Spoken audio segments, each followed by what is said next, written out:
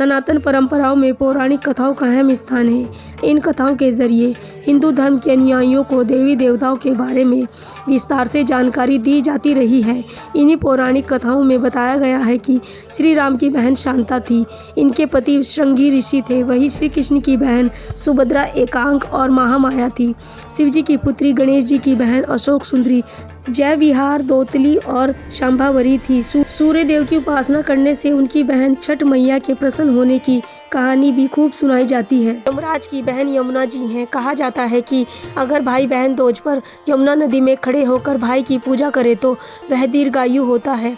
पौराणिक कथाओं में कई अन्य देवी देवताओं की बहनों का जिक्र भी किया जाता है, लेकिन क्या आप जानते हैं कि भगवान शंकर की बहन थी? शिवजी की बहन की उत्पत्ति कैसे और क्यों हुई थी? वही भगवान शंकर की बहन की माता पार्वती से झगड़ा होने का जिक्र भी कुछ कथाओं में आता है।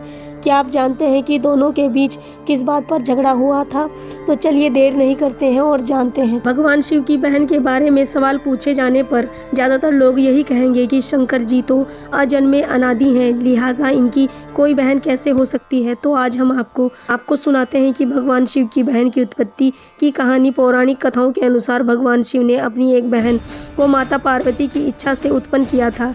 दरअसल माता पार्वती इच्छा थी कि उनकी भी एक ननद होती तो उनका भी मन लगा रहता। चूँकि भगवान शंकर अजन्मे थे इसीलिए उनकी कोई बहन न थी। ऐसे में माता पार्वती मन की बात मन में ही रख बैठी। भगवान शिव ने देवी पार्वती के मन की बात जान ली। उन्होंने पूछा कि क्या आपको कोई समस्या है देवी? इस पर माता पार्वती ने कहा कि काश उनकी भी कोई ननद होती। इस पर भगवान शिव ने कहा कि तुम्हें ननद तो ला कर दे दूंगा, लेकिन क्या ननद के साथ आपकी बन जाएगी? पार्वती जी ने कहा कि आखिर मेरी अपनी ननद से क्यों नहीं बनेगी? भगवान शिव ने कहा तो ठीक है देवी, मैं आपको ननद लाकर दे देता हूँ। उन्होंने अपनी माया से एक देवी को उत्पन्न कर दिया। यह देवी बहुत ही मोटी थी, उनके पैरों में दरारें भी पड़ी हुई थी।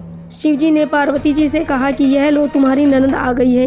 इनका नाम आसावरी देवी है। देवी पार्वती अपनी ननद को देखकर बहुत खुश हुई। उन्होंने तुरंत अपनी ननद की आसावरी के लिए भोजन बनाने लगी। आसावरी देवी स्नान करने आई और भोजन मांगने लगी। देवी पार्वती ने भोजन परोस दिया। जब आसावरी देवी ने खाना शुरू किया तो पार्वती जी भंडार में रखा भोजन खा गई। उन्होंने माता पार्वती के लिए भंडार में कुछ नहीं छोड़ा। इससे माता पार्वती दुखी हो गई। देवी पार्वती ने इसके बाद जब ननद को पहनने के लिए नए वस्त्र दिए तो मोटी आसावरी देवी के लिए वह छोटे पड़ गए। फिर देवी पार्वती उनके लिए दूसरे वस्त्र का इंतजाम करने लगी। इस बीच ननद आसावरी देवी ने अचानक मजाक सूझा। उन्होंने अपनी पैरों की दरारों में पार्वती जी को छुपा लिया। इस पर पार्वती जी का दम घुटने लगा। महादेव ने आसावरी देवी से पार्वती के बारे में पूछा तो उन्होंने झूठ बोल दिया कि जब शिवजी ने दोबारा पूछा तो आसावरी देवी हंसने लगी और ज़मीन पर पांव पटक दिए। इससे पैरों की दरारों से दबी देवी पार्वती बाहर आ गिरी।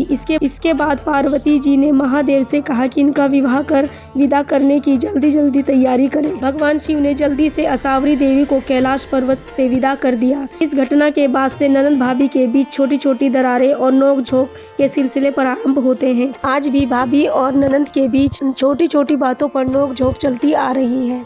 यह आज से नहीं, पौराणिक काल में भी देखी जाती रही है। तो दोस्तों, आप लोगों को महादेव की बहन आसावरी देवी की ये कथा कैसी लगी प्लीज़ कमेंट करके ज़रूर बताएं। और क्या आप लोग पहले से इस विषय में जानते थे, ये भी कमेंट करके अपनी राय ज़रूर दें। आप लोग अगर हमारे चैनल पे न्यू है तो हमारे चैनल को लाइक करें, शेयर करें, कमेंट करें और सब्सक्राइब करें और हमें सपोर्ट करते रहे। सभी का दिल से धन्यवाद। महादेव आप सभी के कष्ट दूर करें। हर हर महादेव। सभी का दिल से थैंक यू, धन्यवाद।